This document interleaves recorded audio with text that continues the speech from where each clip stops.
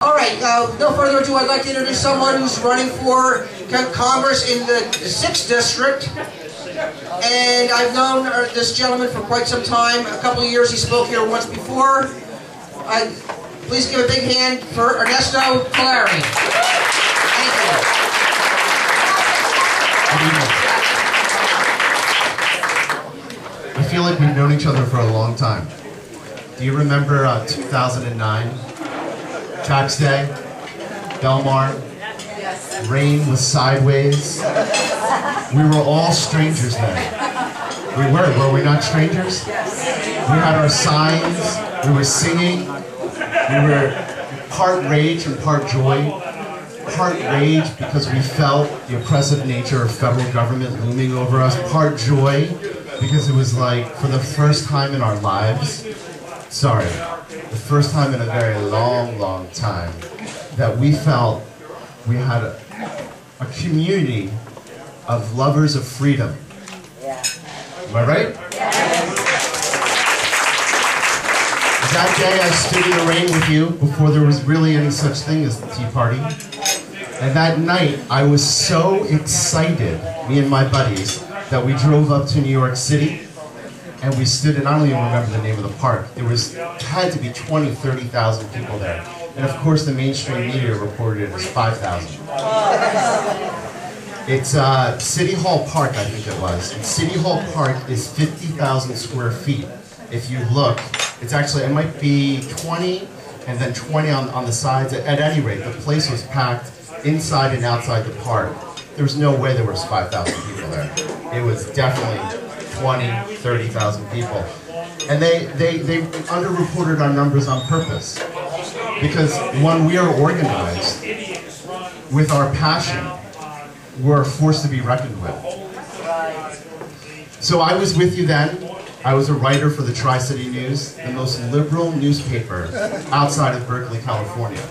And for the last 5 years, when you needed ammunition to go at the left, when you needed ammunition to tell your loved ones why you love freedom and how we are not what the media says we are, I was your resource. I was your resource then, and my desire is to be your resource now in the House of Representatives.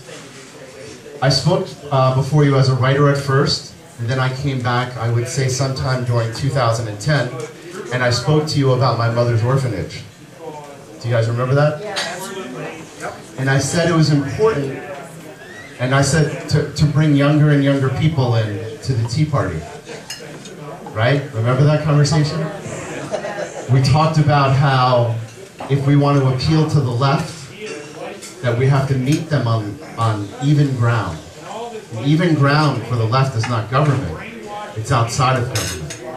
It's in charities. It's in our love of freedom and our love of doing the hard work that must be done. It's doing that work ourselves. So I was very fine with living in the free world, being involved with my mother's orphanage in the Philippines, rescuing kids out of the shanty towns, making sure that they're not recruited into the sex trade. Right now we have 30 kids that we're caring for on a daily basis, kids that would be eating out of dumpsters, kids that would be pretty much hanging shanty towns if you've ever seen one. They're mud, they're sheetrock, they're, if you can find some metal, that's great, and they're cardboard boxes. Because of people like you, people like my mother, participating in charities like my mother's orphanage, 30 kids have a new destiny, a destiny that they could not have given themselves because of the structure of the nation of the Philippines.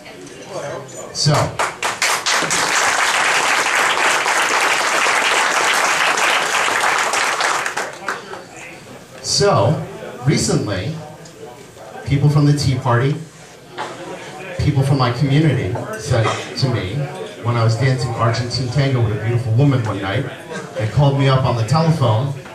They said, "How would you like to be our representative in Congress?" And I was like, how do you suppose that's going to happen? They said, "Well, we have a whole campaign team waiting for you. We'd like you to be our candidate."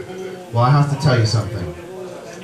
It was one of the most moving, and humbling experiences of my life. The offer to serve my community, where I would be able to live out and hopefully enact and proselytize our ideals, our virtues of individual liberty, free markets so that we can have individual liberty, so that each and every one of us can pursue what we would deem happiness for ourselves without the government saying you should be happy for this because we're going to give you a check. The opportunity was humbling, and to tell you the truth, don't compare me to John Boehner, but I cried a little bit. I got very choked up. How can any man or woman approach the idea of power so lightly? How could you just look at it and see only for yourself? I didn't see myself. I saw my destiny, the destiny that we were born into. When we were young, we were proud to be American. We could voice it in our schools. We could pray at a diner together and not be embarrassed. It was as natural as watching the show Glee now and watching kids engage in behavior that an adult should be ashamed to be engaged in public. When we were young, we were proud to be an American as we are today. But for some reason, we have a generation of people who are ashamed of the fact that we're the country that freed slaves through the Constitution and the Bill of Rights and the Declaration of Independence. No nation was without sin. No man was without sin.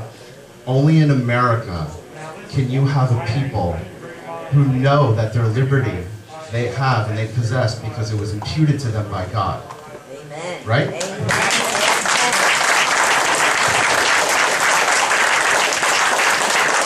If we were only a nation of men, we would look like what we have today. A government that's oppressive. That is the norm and the status quo of nations all across the world. You can call Europe free. It's not free. And the freedom they have came at your expense. Your expense. And it's still at the expense of good American soldiers. America is not free today, no more than Europe has ever been free.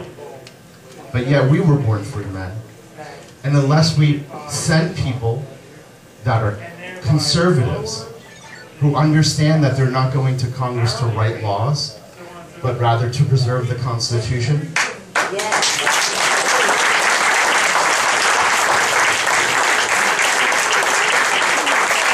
unless we pick people like that off of our bench and send them into the game, you will die, oppressed people. However, your destiny is freedom. Your destiny is freedom. Every man and woman's destiny is freedom. It's not the American way. God imputed the right to life to each and to liberty to each and every human creation on earth. That is what separates us from the animal kingdom. It is that acknowledgement that separates us from liberals. It is the acknowledgement that we are the moral standard bearer for our Creator. And that is why all life is sacred. And that is why I'm running for the House of Representatives.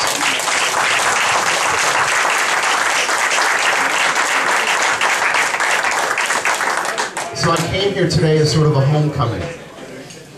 I was with you from the beginning, and God willing, we will bring more and more people into our movement. This particular Tea Party group is what should define the Tea Party, and I'll tell you why. When I see you, your numbers grow, and they do not wane. And that's very important. It is very important that we keep our agenda in terms of our focus on individual liberty and free markets, a small federal government. And it's very important that we recruit from our own so that the rest of the Republican Party can take us seriously. If this were someone else up here, standing here right now from among us, I would be very overjoyed. I would be very overjoyed because I would know where you came from. I would know that the philosophy which trained your mind. and I would know your values. So I'm from you. I hope you continue to accept me as one of your own, and I hope you engage with me in this fight against Frank Pallone, and even support me now.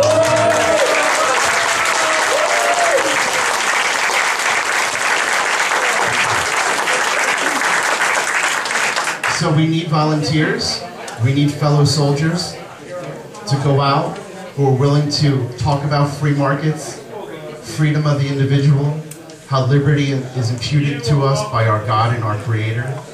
If this is your agenda, if this is your creed, if these are your values, then I humbly say to you, I need you. And I hope you acknowledge that you need me just as much.